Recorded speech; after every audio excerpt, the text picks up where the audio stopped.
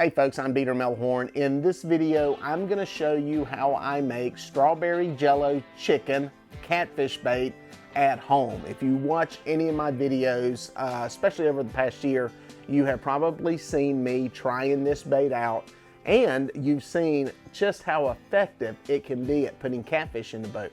I've got a lot of questions from you folks out there asking how I put this stuff together and what I do to make it, so I'm going to show you in this video.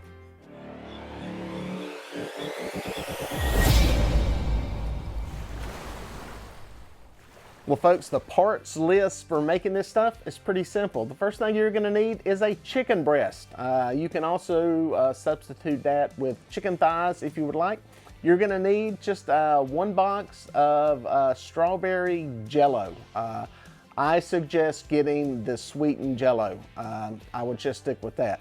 Next thing you're going to need is a Ziploc bag, preferably a 1 gallon Ziploc bag. It makes this whole process a little bit easier, and you'll see why later on. And a good sharp knife.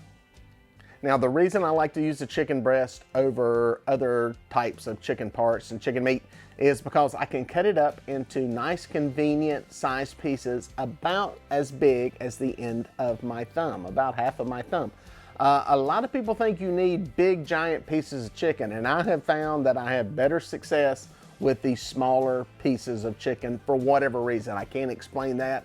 I tried the big pieces. I thought, you know, the big bait, big fish theory would work, but some of the monster catfish that we have caught on chicken have all come on the smaller pieces, so I stick with that. Now after I get this chicken breast cut up into pieces, I'll take the Ziploc bag, open up the Jello, and cover up the bottom of the bag with the Jello powder. All you need to add is the powder. You don't need to add anything else to it. No water, nothing else. Then I add in about 1/4 of the chicken pieces that I have cut up. Then I sprinkle a little more Jello on top of the pieces that are in there. Basically, I repeat this process until I've got all the pieces in the bag and they're all covered. The reason I say to do this in a large Ziploc bag is because you keep some air in the bag, you zip it shut, and you basically shake it up. Roll it around, twist it, tumble it, and you get all this Jello powder rolling around in there, covering everything up. Now when you're sitting there looking at that, you're going, gee Dieter, this doesn't look like the stuff that is in your videos. And you're right. What happens is though, is you let this stuff sit, whether it be for a couple hours until you get to the lake or the river, or letting it sit overnight, this stuff will start to absorb the moisture out of the chicken into the gelatin powder, and that's what gives you that bright red color that you see in many of the videos.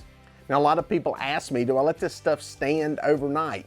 It helps, in my opinion, with penetration into the meat. I will tell you that. It's almost like a smoke ring for any of you guys who have done any barbecue cooking. You'll know that the meat, the smoke ring, you'll see that color penetration taking place. Kind of the same thing with this, with the gelatin. It seems, or at least the color does, seems to penetrate into the chicken further. Now with that said, I have many times cut this stuff up, mixed it up before I headed out fishing, and was fishing with it an hour later, and I really can't tell any difference in its effectiveness. Another question many of you have asked is, do you cook the Jello or cook the chicken? No, there's no actual formal cooking of the Jello to like you would when you're making it at home. So it's really as simple as just sprinkling the powder on it. Now one more question I get is, can you freeze this? Well, I'll be honest with you, I've never frozen it. Typically on a trip, a day of fishing for me, a chicken breast will pretty much get me through that day of fishing. I may have a little left. I've not found it really cost effective to freeze this stuff and keep up with it, because the simple fact is this. This is a cheap bait to make, comparatively speaking, to anything out there. One chicken breast, depending on where you're at in the country and what type of place you're shopping at, is anywhere from $1.25 to $1.75 a breast. You add in a box of Jello that's about 79 cents, and you're only going to use about 1/3 of it. Well, you can do the math.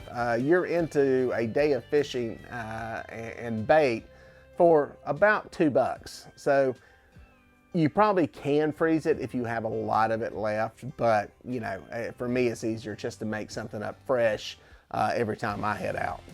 One last thing that I tell everybody when using chicken, remember this is raw chicken. Raw chicken can have salmonella, so make sure your hands are washed on the boat and make sure you're not picking up food to eat or making contact with your mouth, chewing on your fingernails, that kind of stuff. Because you are dealing with raw chicken, it can have the salmonella, and that's not a fun thing to get. It can make you very, very sick. So use some caution when you're using chicken, but if you decide to use chicken, I think you'll be surprised at just how many fish you catch with it. Well, folks, if you made it this far, thank you for watching. Here are a couple more videos that I think you're gonna like. I'd watch that one, and then that one. No, do that one first and then that one. I don't know, just watch them both. They're both good.